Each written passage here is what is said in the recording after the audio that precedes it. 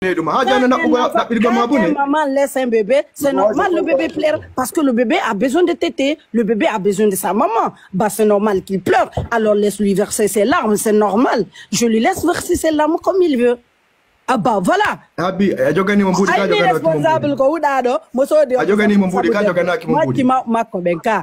Joni non an oldori an donc anna huda do an daw an a finance debbo ma jom ba derop an non an ko barki non ko na bana on ti go ya jom ba mo adda joni oda ko huda do mo addi goddo no mo finance go mo sodi oto sabu goddo no an non ba da barki an addi goddo mais c'est que je vais te dire quelque chose andi banu adama si da wowlude hulu Allah parce que an oldori lan andi foppono andi Allah me ko amburi mais hulu Allah oldori hulu Allah tawato ko an jotto ara fewta tuwal inna way min ko min nadi umane on he banu adama umar ko jotto Allah hakuna ma Allah wala jama ko reste clair je dis la vérité je ne mens pas mais oui arwulla c'est normal de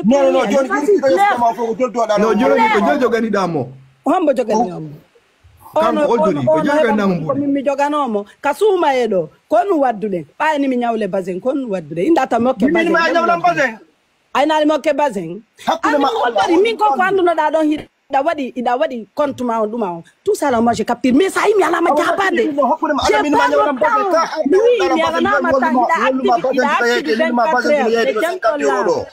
ta ida active 24 heures hey ay la min j'ai pas ton temps min si la mari ay giti nyande no do ala no da wul hakuna ma ala mi do kama bazen ça fait la wul ondori ça fait non inu hi si affaire ta la wul mi nyami awa andi mi forza go andi kabi do gorko ali na lo mi do kama bazen mi estem ya mi ya wadana mi meriti woni na mi hudado mi nyamay kala jondo lam mi nyamay mais mi la nyama ali la awa sakki to ray ko kani moi je suis comme ça frère.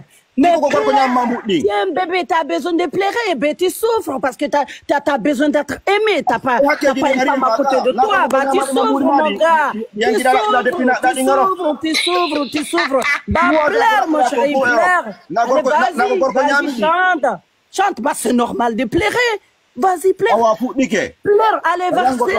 Parce que moi, tu ne peux pas me déstabiliser. Je suis loin de ça. Je suis une femme très, très forte. C'est s'il te plaît. Mais oui. Moi, je ne vais pas répondre ici. Yo yaltin urwano. Oya Davido John ni mo yo wadu video. Pourquoi il n'a pas assumé? Parce que moi, ni ko ndo gesu ko gesu ndo. Andi ko ma kusuku yalti do taw desa yimbe be ngima joni ko dombe andata kiti hande kay goddo tidi ntako woni. Andi anno oldori andi ko foli rombe an responsable yo ibi ya wadu video quoi. 007 mi wi yejeru marko hore yejeru on ala ko wonna parce que famille quoi na mere responsable wadal video parce que ko ala ni yo wadi video wali da yejeru parce que tek makko mo ja ko yejeru ni mais fo min Asim vas-y montre ton visage voilà yo wonu do la ko ngana sonko vas-y tu es sûr de toi allez vas-y montre ton visage. Montre ton visage. Mais c'est pas le moment. Mais la photo mais non. Si madame Johnny ma valeur parce que gesu makuko gesu bobo. Non problème on da jogani mo ka jogana kimo. Onu. Da jogani mo ka jogana kimo. Onu mi jogani mo. Mbudi. Ono mari mbudi ko mi joganomo. No, odani lando preuve. Odani preuve je ka jogani mo mbudi. Mi lande masimo mari mbudi quoi.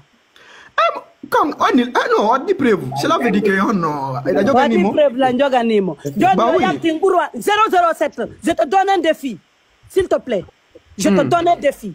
On va la vidéo même pas na ngurwa no mo kala walli na jungo. O hudo si tay woni mimmi nyamani mo mbudi o naadi lan Europe hara ko mbudi o dori min foli mi natiri Europe o balla qur'ano o hudara qur'ano yo Allah tumaduna min kam etta jungango mi townango mi wallina go kore qur'an si tay o dori naadi lan Europe yo Allah okkan gata e junubi e tana ha nyamde mi mari Ok, John, no, guy, aku makom. Aku makom dia. John, what I do? Kalau mi fala wadu.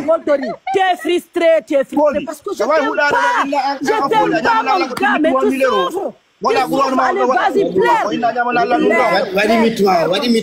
Wadi mitma, s'il te plaît. Poli, dawa inugo wadu gol qur'ano adda qur'ano jodi en qur'ano jango jodi waden do leer jango fotte no qur'ano wala no qur'ano inna wada inna poli